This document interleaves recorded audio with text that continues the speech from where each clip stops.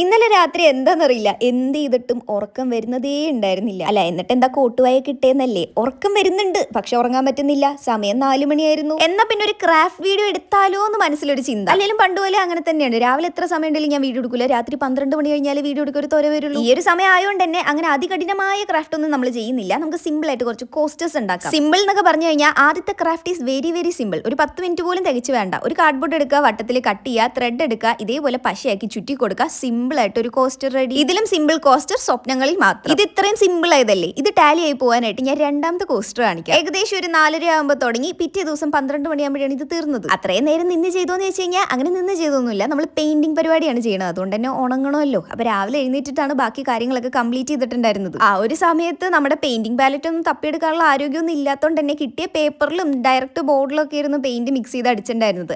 And ഇതാണ് നമ്മുടെ ഒരു പെയിന്റ് അടിക്കുമ്പോൾ എന്റെ മനസ്സിലുണ്ടായിരുന്ന മൊത്തം ചിന്ത എന്താണെന്നറിയോ, ഇപ്പൊ ഇറങ്ങുന്ന പെയിന്റിലൊക്കെ 1/4 ഭാഗം പെയിന്റും ബാക്കി 3/4 ഭാഗം വെള്ളമാണോ എന്നുള്ളതായിരുന്നു. 2-3 കോട്ട് അടിച്ചിട്ടാണ് ഈ ഒരു രൂപത്തിലാക്കി എടുത്തത്. ആൻഡ് ഞാൻ ഒറ്റയ്ക്കല്ലായിരുന്നു, എനിക്കൊരു അസിസ്റ്റന്റും കൂടെ ഉണ്ടായിരുന്നു.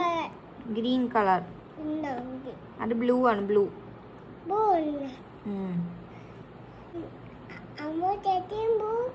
ഇത് പട്ടുമല്ല കേട്ടോ, എന്റെ അനിയനാണ്. പേര് ജോൺ. ആൻഡ് നമ്മൾ സ്നേഹത്തോടെ ബബ്ലു ജോണു എന്നൊക്കെ വിളിക്കും. പണ്ട് മുതലുള്ള സബ്സ്ക്രൈബേഴ്സിനൊക്കെ ചിലപ്പോൾ അറിയുന്നുണ്ടാവും, നമ്മൾ പണ്ടൊരു ഈസ്റ്റർ വ്ലോഗ് ഒക്കെ ഇട്ട സമയത്ത് അതിലുണ്ടായിരുന്നില്ലേ, അതാണ് ജോണു. കഥ പറഞ്ഞ് കോസ്റ്റർ സെറ്റായി. പക്ഷെ എനിക്ക് തോന്നിയത് കോസ്റ്ററിനെക്കാളും കൂടുതൽ നല്ലതായിട്ട് ഇത് നമുക്കൊരു വാൾ ഡെക്കോർ ആയിട്ട് വെക്കാം. മൂന്നാമത്തെ കോസ്റ്ററിനെ പറ്റി ഞാൻ ഒന്നും പറയുന്നില്ല. മിക്സ് ചെയ്തപ്പോൾ ചെറുതായിട്ടൊന്ന് പശ ആഡ് ചെയ്യാൻ മറന്നുപോയി. രാവിലെ എഴുന്നേറ്റപ്പോൾ സാധനം പൊട്ടിപ്പോയി. അതൊന്നും കാര്യമില്ല, 2 അടിപൊളി കോസ്റ്റർ നമ്മൾ ഉണ്ടാക്കിയില്ലേ. അപ്പൊ ഇഷ്ടപ്പെട്ടെങ്കിൽ ലൈക്ക് മറക്കണ്ട.